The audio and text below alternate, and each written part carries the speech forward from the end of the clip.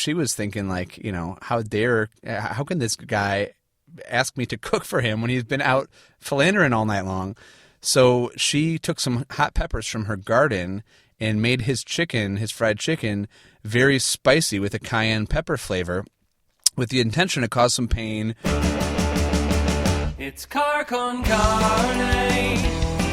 Let's eat in the car. It's car con carne. And now here's the star of our show, James Van Alstyne.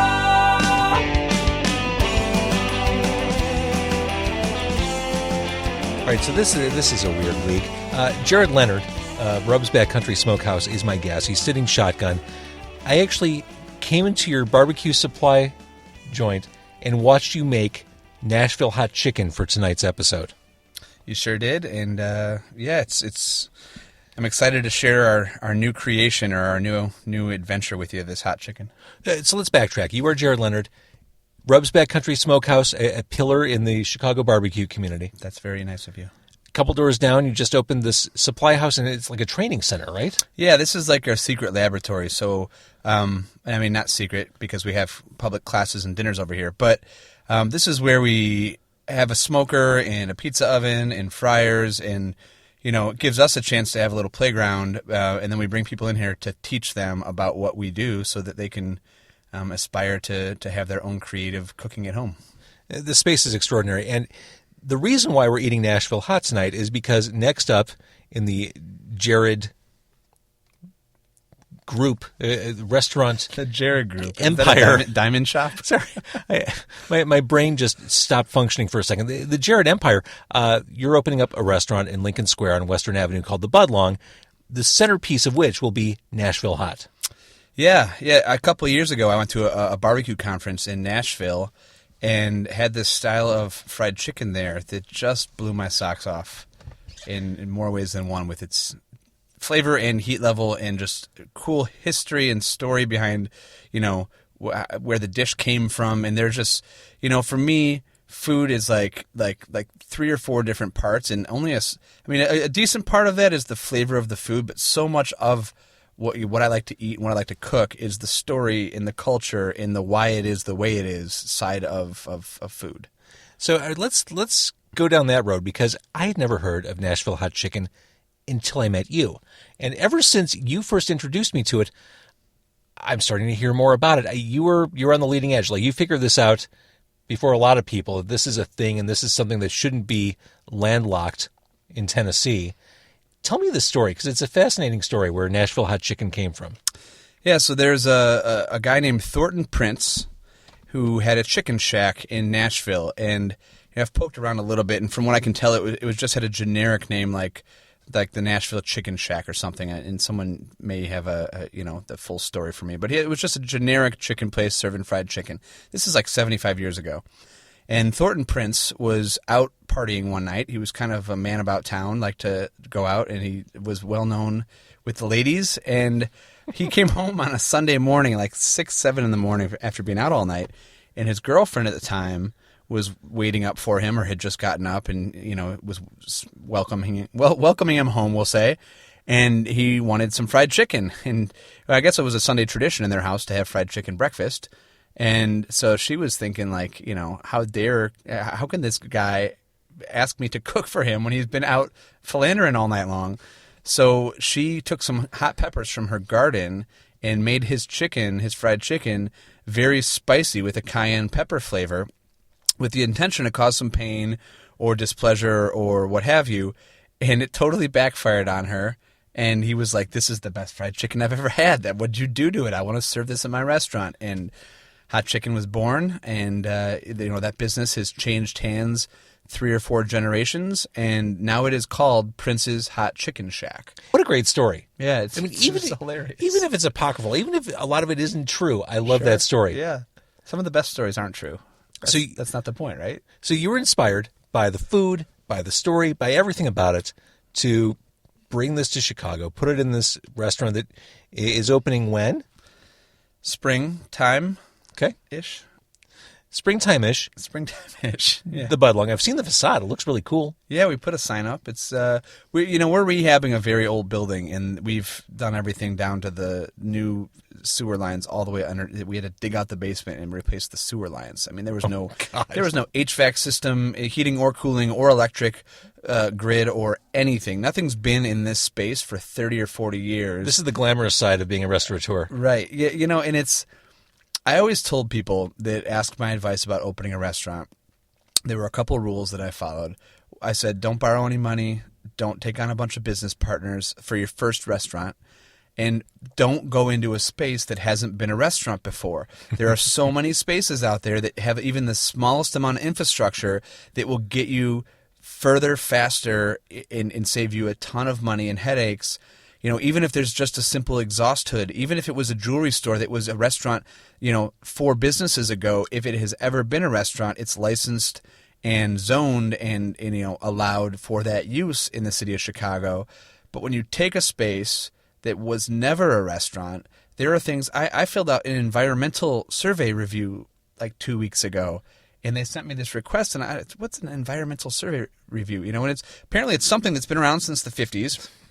And every restaurant's supposed to have it, and it's just you declaring, the type of exhaust fumes that you're putting out into the atmosphere, whether it be from a wood fire or a gas grill or a fryer. You're supposed to give the specifics of your, equipment and what you're cooking, and it's really just a technicality. It's not like for their review and approval or disapproval. It's just a technicality. But again, it was like a week and a half delay because this environmental review wasn't part of our submittal, and one of the steps we were going through. And yeah, it's stuff like that like taking a space from nothing to a restaurant is a lot harder than taking it from an ice cream shop to fine dining or steakhouse. I bet. So all right. So you've been working on your Nashville Hot recipe for a while. You've perfected it, and you're unveiling it for me tonight. Yes. I watched you prepare the chicken. I watched you fry it. I watched you add the cayenne mixture, the proprietary blend of spices that make it hot. Right. I've been drooling the entire time. My stomach's been making noise. And so what you did was you got the chicken together. You put on pickles that you make. Right. Put them on a brioche bun and served them up on blue plates. This is the first time we actually have plates you put in a dishwasher in this car. I want to eat this. All right. Let's dig in. So what should I be, as I bite in, what should my tongue be searching for here? Deliciousness. Okay, I could do that. These are giant pieces of chicken. These are thighs, right? Mm-hmm. The breading's nice and crispy. Mm-hmm.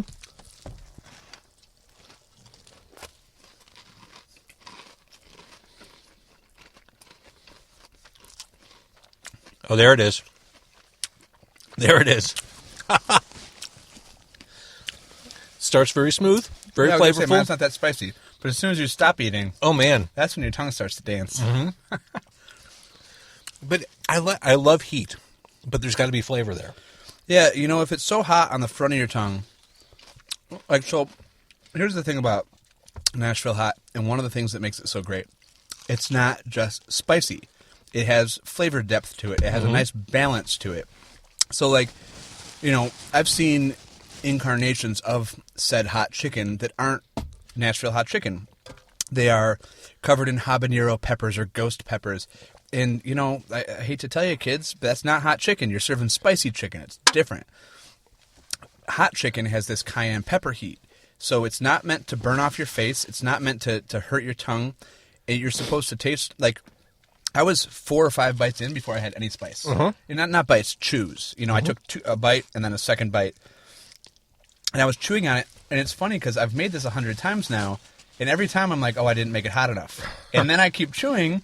And then I sit for a minute and I say, oh, no, that's hot. Okay, yeah, that's nice. But then it makes you take another bite. Because if you just sit there with the heat in your mouth, it just kind of makes you sweat. But you take another bite and you get some more flavor. And it just keeps going round and round. I've had spicy food before, spicy meals, entrees. I've taken the first couple bites and thought, how am I going to finish this? Mm-hmm. Like, I'm committed. I know I need to eat this, but I don't know if I necessarily want to finish it. Right. This is exciting. Like, there's something kind of exciting about eating this sandwich. When we're like working long days in the kitchen, we'll eat this because when coffee and Red Bull and 5-hour energy that lasts for 7 minutes, when that's all done, hot chicken will get you going, man. Like your endorphins just like start dancing around. And Oh yeah, what do you want to do? Where do you want to go? right, let's road trip. Let's party, man. Road trip. We were just talking about concerts. Let's go see a show yeah, in Milwaukee. right now. There you go. Can I have some of your napkins? Oh, they're all up there. Oh, they're right up there. There are napkins. And that- I got it. Yeah, this is creeping up on Yep, you. nose is running. I actually Tears are started falling. out, I swear, like I said, I've made this 100 times, and I started out thinking, man, for the show, I didn't make it hot enough. But yeah, it's hot. No, you're right there. Yeah, but not, again, that doesn't, I don't know. I'm committed. I'm in it. Right. And the brioche. The bun's nice, isn't it? The brioche makes it. I mean, So- it's a nice balance. It soaks it up. Right. And this is a little less traditional, because traditional Nashville Hot, I'm sure you saw when you were there at Hattie B's in Nashville, is served on white bread, right? Uh-huh. But come on, man, you can't argue with results. This is way better love the than brioche. than eating it on white bread. Man. This is just better. Whew. My hands are covered in sweet deliciousness. You have this cool thing in this space, in the supply shop, like a converted kegerator, refrigerator. It looks like made out of Cadillac parts. And Yeah. what is that? So that's my man over at Candy Van, Peter Gammon, and he does custom pinstriping and, I think he does. Oh, he just built a food truck. Like he does a lot of custom paint work, graphics, that kind of stuff. Like a modern day Von Dutch, if you know who that is. Yeah. So I just realized you're talking about eating your sandwich. You barely. Oh. No, you got the other side. Okay. Yeah, I mean, yeah. You're working both ends. I brought two. You just didn't see me eat the first one. Love the pickles on here. That seems essential. Mm-hmm. My tongue is dancing. I'm in tears. Someone's going to walk by this garage. We're parked inside Jared's garage, which is right next to the deep fryer. Someone's going to walk by and think we're having like a fight. Like Jared said something that hurt my feelings. Yeah. So I'm bawling in here. Because we're sweating and crying and nodding our heads and... Yeah, but This at is least manly. I'm looking at like sawhorses and Welders. welding equipment. We're eating hot chicken. You've got a PBR. This is a manly night right here. It really is. This is perhaps the most macho night I've had. I can't even tell you how long. Well, so just to give the visual a full, scope of understanding to the listeners. So in the back of the barbecue supply shop, we've got our barbecue welding shop, or our just our workshop. So I've got my tool bench and my bench vices and my sawhorses and my my miter saw and my welding table and just all my tools and all my stuff, because you have to build and fix and create things to be an entrepreneur, but especially in the food business. And then it's also funny because we have our fryer. Excuse me, we have a fryer that we set up. It's going to be in the Budlong when we open, but we're like, hey, you know what? In the meantime, let's put it in the back shop in the supply. I used to fry turkeys in my garage, so let's fry some chicken in supply shop. So we have our fryer hooked up, and so yeah, I was as you were planning, or as I was thinking about tonight, I thought, how cool would that be if you just park your car right in the shop? We cook some hot chicken in the fryer next to your car, and we sit in the car inside the shop eating hot chicken, basically in the restaurant. This is how I want every dining experience of my life to be moving forward. I'm not going to settle for... This is better than a table in the kitchen. Right? This is... The car in the garage. It's funny because that's the comparison, or that's the analogy that I use for my barbecue classes, is like, it's like sitting at the chef's table or going to a linea, but it's with simple comfort food. Yeah. And, the reason that those kind of experiences excite you is because you see behind the scenes and you get involved, and their passion is now your passion, even if only for those couple hours. Even if you never go and fry your own chicken or make your own barbecue or whatever, seeing how it's done just makes you love it that much more. I totally agree. Now, talking about teaching classes,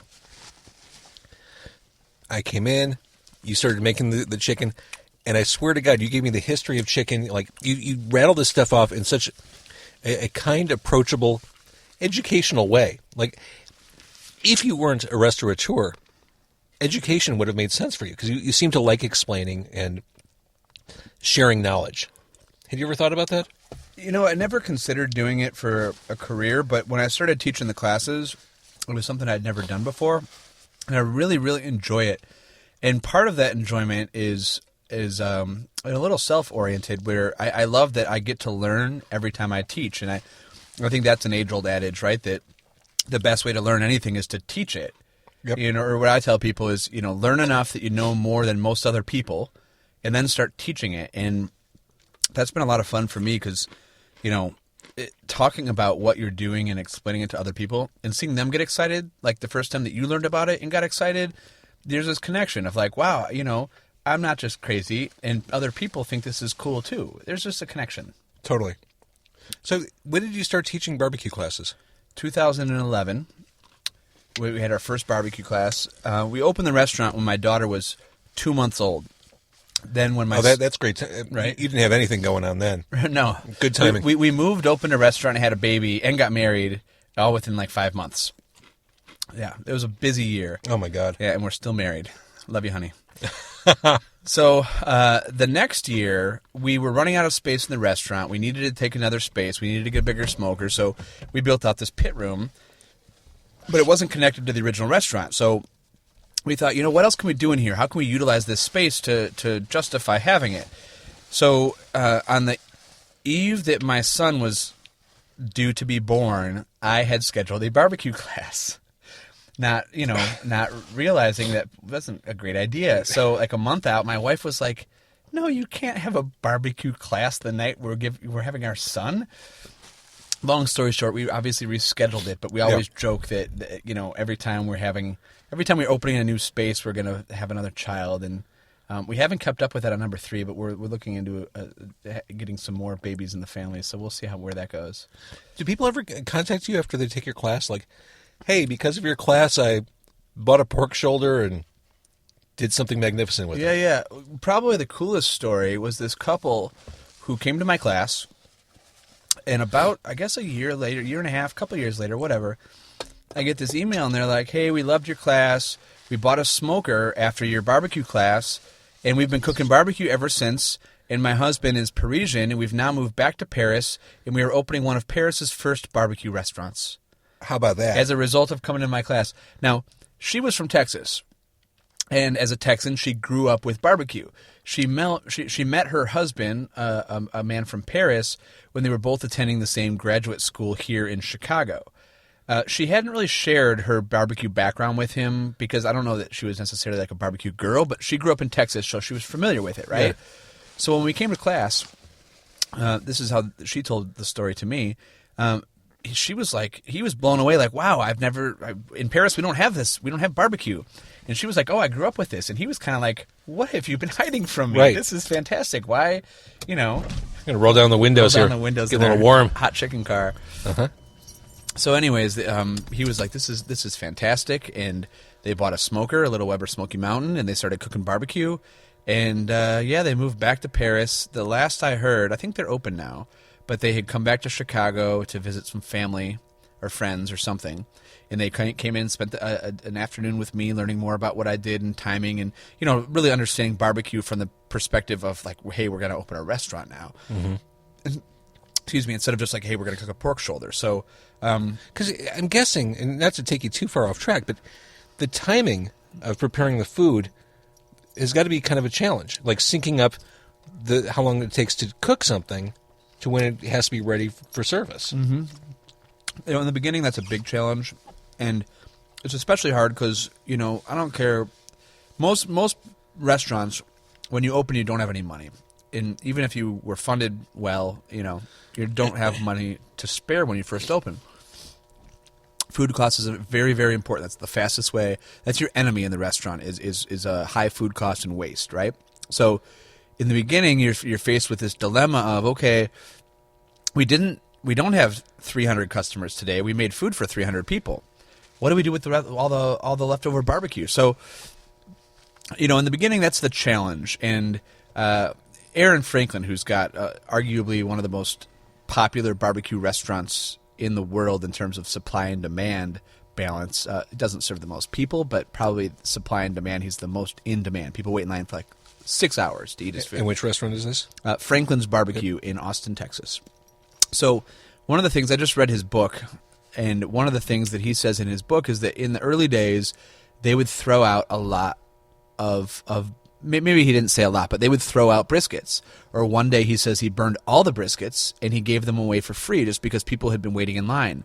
So he was very adamant about, I'm only serving, the perfect briskets, and I'm only making, so many. When they're gone, they're gone.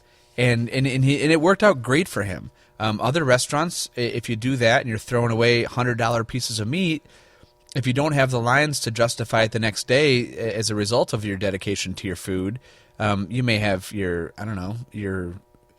may go out on a moral high, but it's not a great way to make money. So it's kind of it's a tough balance. You really have to know how to use your leftovers if you have any. Like, we chop ours up and put them into the baked beans. Did you figure that out right from the beginning when you started the business? Not really. I mean, we sort of did, but we also just didn't make a lot of food each day because we didn't want to have to throw out extra food. But that would mean you would run out early in the day. And people that don't understand the 16 hours that go into smoking a brisket would come in maybe on a Friday night, order a brisket sandwich at 7 o'clock, and they were told that, hey, we're out of brisket.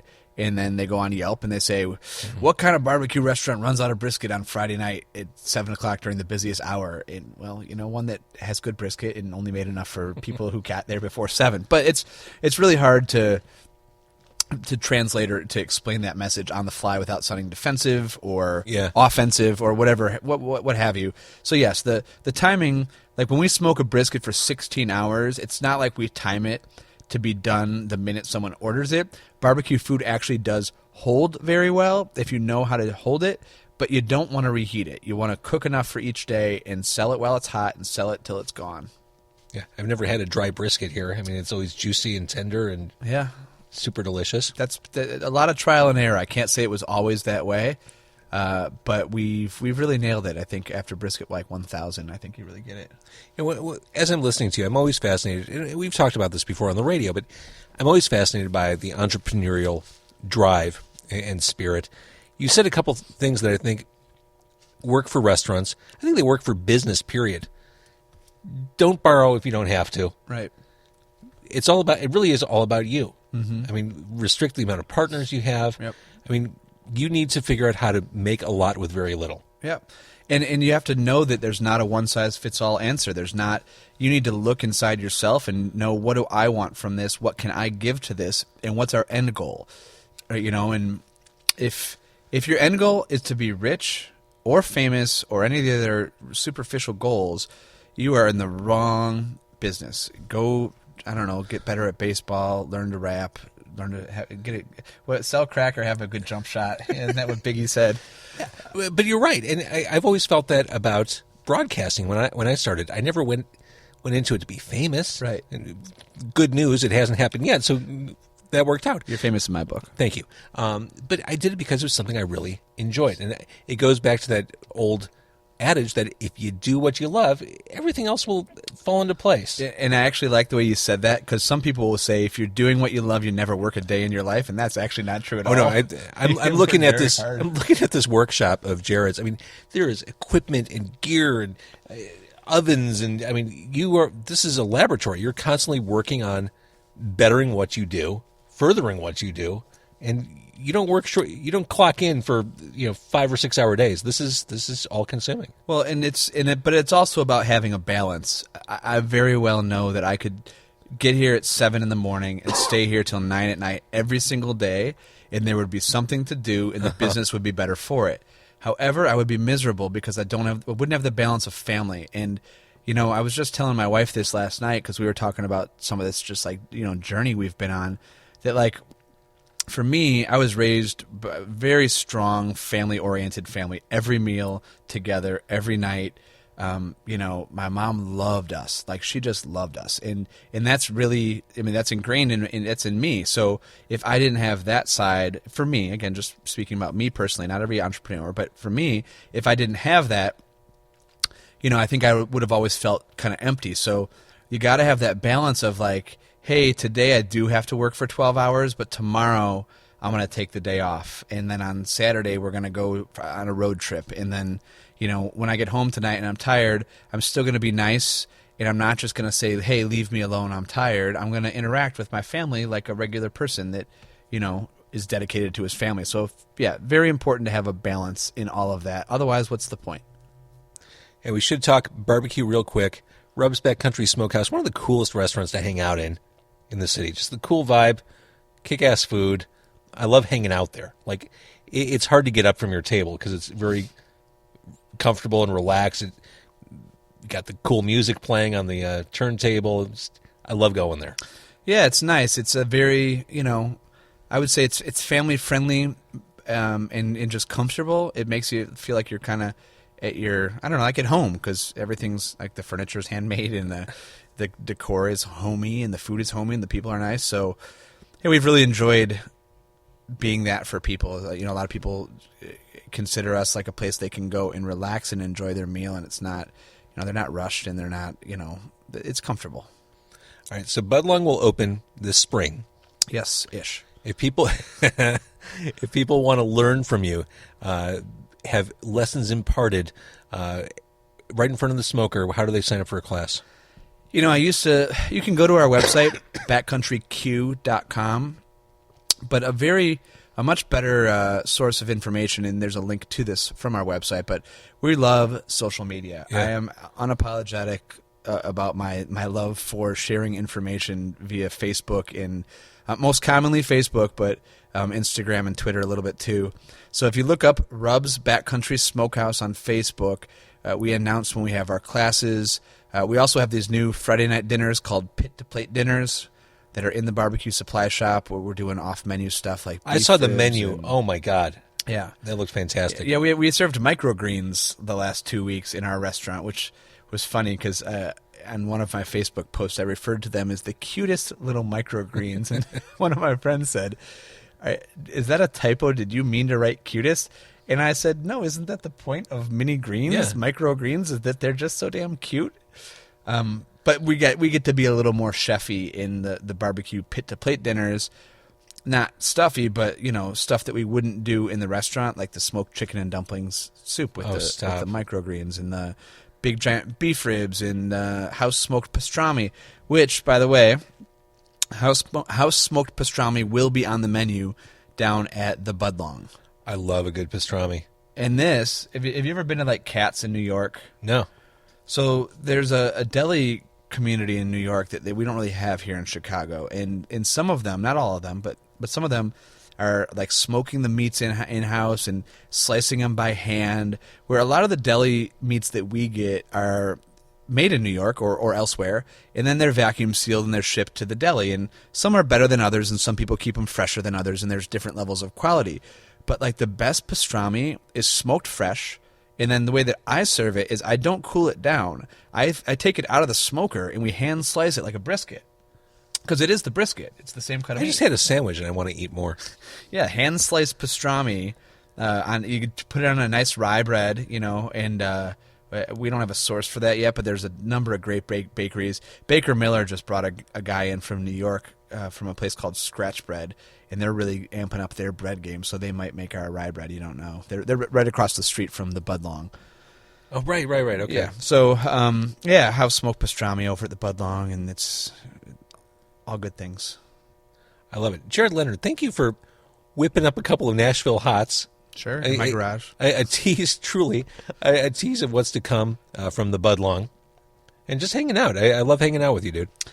Lots of fun. I'm going to finish my sandwich. I talk a lot, so I didn't get to eat my whole sandwich, so now I'm going to go back to eating my sandwich. It is Car Con Carne. If you like what you heard, if you tolerate what you heard, if you kind of enjoyed what you heard, please tell a friend. CarConCarne.com, on SoundCloud, on iTunes, on Stitcher, on Twitter, at Car Con Carne.